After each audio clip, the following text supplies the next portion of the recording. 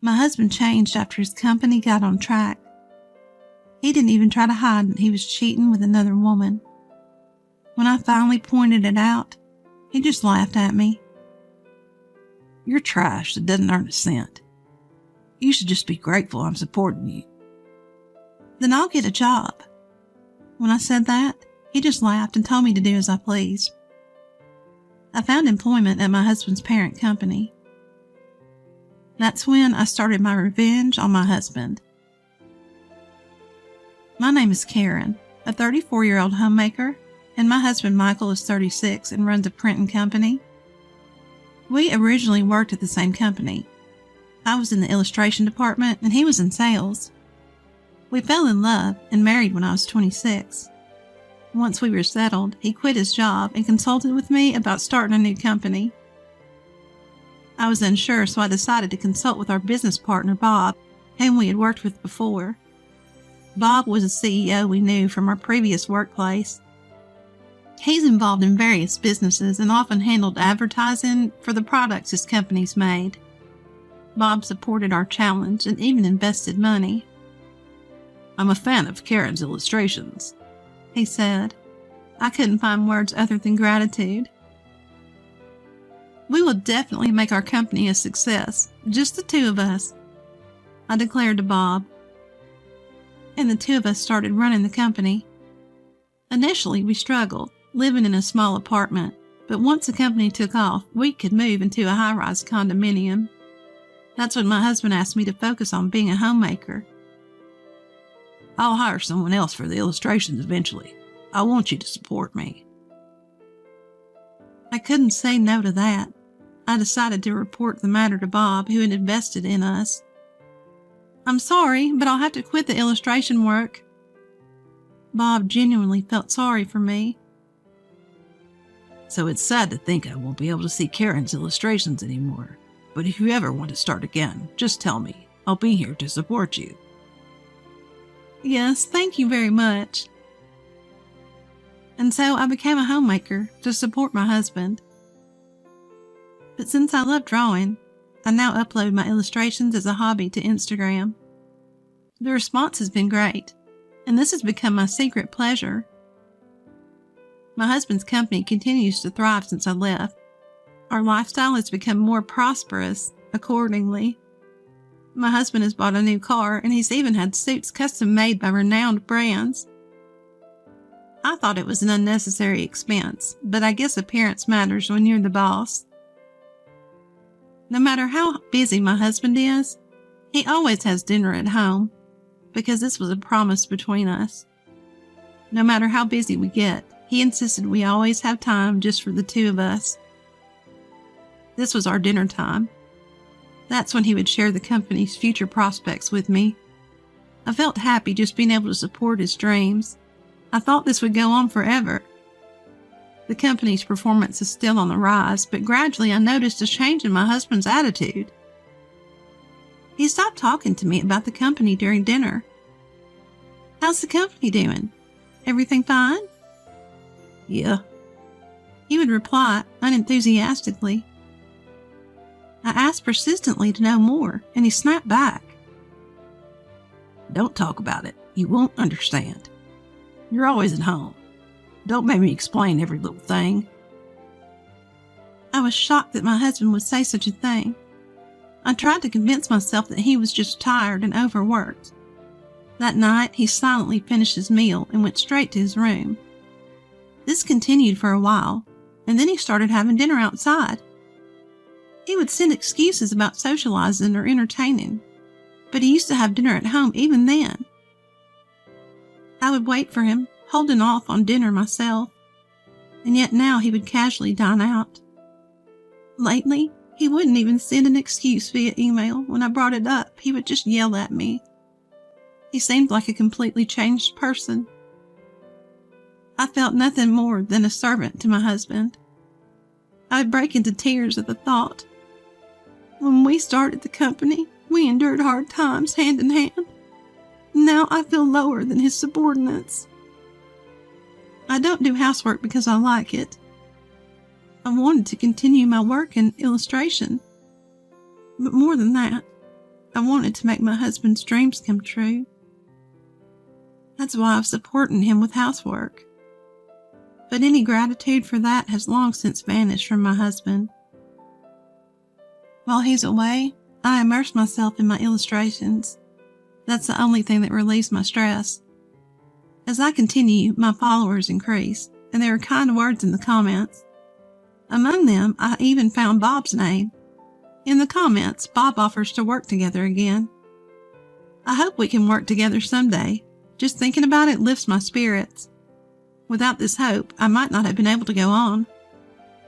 Ever since we stopped having dinner together, a rift began to grow between my husband and me. Eventually, I started to sense the presence of another woman. I detected a scent of perfume on my husband's discarded suit jacket, a fragrance he would never use. When I questioned him about it, he brushed it off, saying it must have come from an acquaintance. He did so with a smirk, acting as if being caught wouldn't be a problem at all. For the first time, my long-standing sadness towards my husband turned to anger. I thought, enough with the mockery. I was left alone at home, waiting for my husband, unable to do anything but household chores. The anxiety of being left behind by society grew day by day. My friends only told me how envious they were.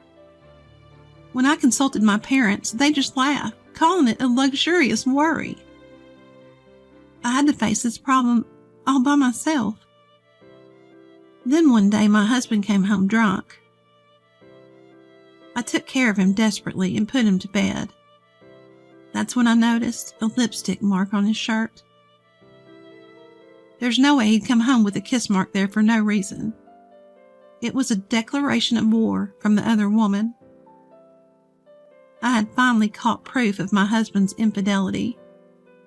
The next day, I showed him the shirt and confronted him. "Where were you last night? What's this kiss mark?" My husband was surprised by the kiss mark, but was unfazed by my confrontation. "I was out at a bar with friends. Must have happened then." "Right there. You'd have to take off your jacket for that to happen. Didn't you notice?" "I said I don't remember." My husband stood up and slapped my cheek. I fell backward, unable to comprehend what had happened. All I felt was a hot stinging pain. "When will you get it? Who do you think's providing for us?" My husband said that and went back to his room. I watched his back, tears spilling down my face. My husband had changed. He no longer loved me. I was shattered by the harsh reality. From then on, my husband became violent whenever something displeased him. If he didn't like the meal I'd prepared, he'd throw the plate on the floor. "This tastes awful. Do you even know what I eat every day? If you want to stay my wife, you better improve your cooking skills." My husband said that and got up to leave the room. "I'll eat out. If I eat this, it'll affect my work." I chased after my husband. "Wait, I want to cook what you like, but you never come home or talk to me. How can I make something delicious like that?" My husband clicked his tongue, clearly annoyed by my desperate plea. "So, shall we get a divorce then? I'm totally fine with it. I can live without you, but you can't live without me, can you?" My husband looked at me and smirked. "You're a piece of garbage that doesn't make a single cent, and you're a parasite living off me." With those words, something inside me snapped. This man will never change. The kind and considerate husband of the past is dead. Then I'll get a job. "What? What do you mean?" I will also become financially independent. My husband laughed, clutching his stomach. "Who would hire a powerless person like you?" I held back my anger. I mustn't lose control and lash out. That would only lead to more physical abuse. Since I can't win through physical strength, I must find another way to fight. "Well, do as you please, but don't neglect the housework with your insignificant earnings. I won't allow that." My husband said those words and left the house. I immediately began preparing. By hiring a detective to catch evidence of my husband's infidelity, I easily obtained numerous photographs. My husband was seen with flashy dressed women, enjoying drinks together and entering hotels. And it wasn't just one woman.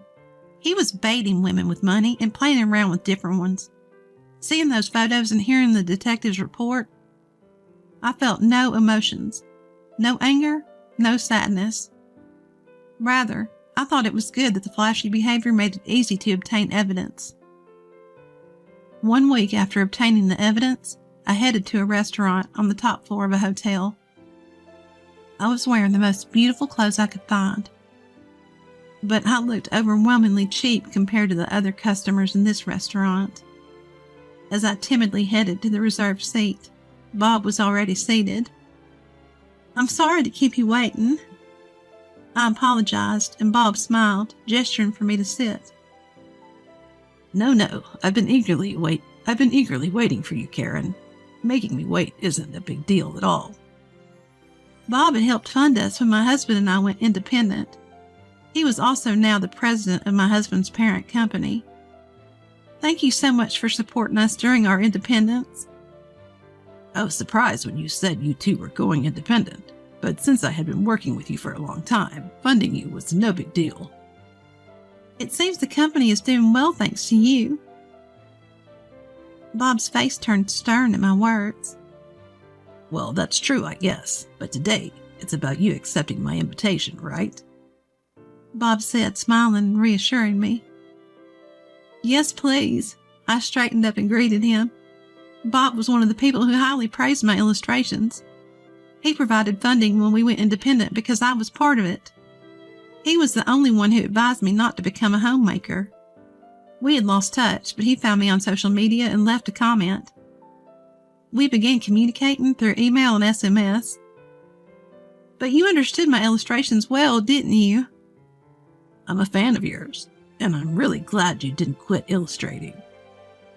"I never thought you'd scout me, though." Bob had offered to hire me as an illustrator via SMS. It was quite some time ago, and I had declined because of my household chores. But he kept inviting me time and again. It was a week ago when I decided to accept Bob's offer during a conversation with my husband. Bob seemed hesitant, but finally, he looked me straight in the eyes. "I don't want to say this, but Michael's company has a really bad reputation." "What? Really?" Everything I heard from my husband about his job was positive, so I was surprised to hear this from Bob. "I've been working with him for a long time, but ever since the business started growing, the quality of work has declined. Deadlines are missed, mistakes are made, and he doesn't seem to reflect on it." "Is this reputation widespread?" "Well, his company was growing rapidly, so it drew attention, but now it's attracting the wrong kind of attention. There are even rumors of him associating with a bad group." "I didn't know that. I realized I didn't know much about my husband." To lighten the mood, Bob said cheerfully, "Anyway, you'll be drawing illustrations for us from now on. No need to outsource it. It's a big benefit for our company." "Thank you for accommodating my request to not affect my family life." "It's okay. We don't intend to overwork our employees anyway," Bob said with a smile. And so, I started working for Bob. I only had to draw illustrations, so I didn't need to go into the office. Bob allowed me to work remotely. This way I could work without it interfering with my household duties. I really felt the joy of drawing, something I truly loved. I had enjoyed it as a hobby, but now I felt the joy of being able to work on commissions. It was a fulfilling job. But there were times when my household chores and supporting my husband took up my time. A desire to work as much as I liked on my own started to grow within me. Thankfully, I started earning a decent income. I thought that I could live on my own without any problem. As I was working as usual, I heard the door slam loudly. When I went to the hallway, my husband came to me with rage in his eyes. "You traitor!" I couldn't understand what my husband was saying all of a sudden. "To think that my wife would take my job." It was then that I realized the reason for my husband's anger. Since I started working with Bob, I began to work with other companies as well. Thanks to Bob's recommendation, I was able to secure contracts smoothly.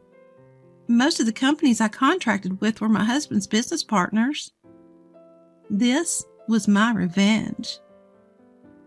It must have been frustrating to have jobs taken away by me, the one he looked down on. You have no right to tell me anything. I've just done my job. I have your permission. My husband's eyes filled with rage, but I didn't flinch. Go ahead, hit me if you want, then I'll call the police. The word police seemed to calm him down a bit. My company is failing because of you. What are you trying to do? It has nothing to do with me. I went into the room and brought the divorce papers to my husband. We're not husband and wife anymore. Don't be ridiculous. You're divorcing me because my company is failing. You're just a gold digger. I could have divorced you at any time, but I thought now was the right timing. After all, I have a lot of work now and I'm making money. Hey, wait. Let's talk about the company's future before we talk about divorce. We started this company together, didn't we?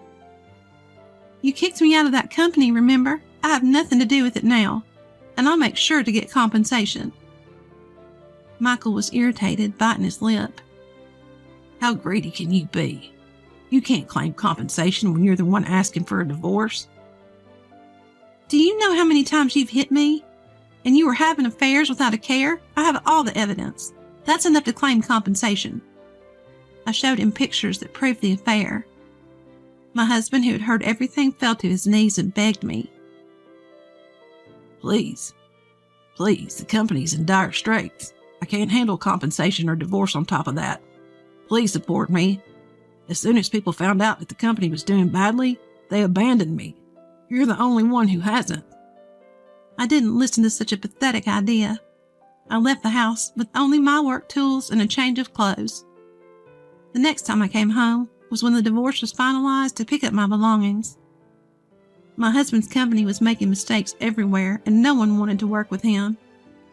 To pay me compensation, he was spending his days begging. On the other hand, I started living alone, making a living drawing my favorite illustrations. I've become quite wealthy, but I live without forgetting my integrity, taking my ex-husband as a negative example.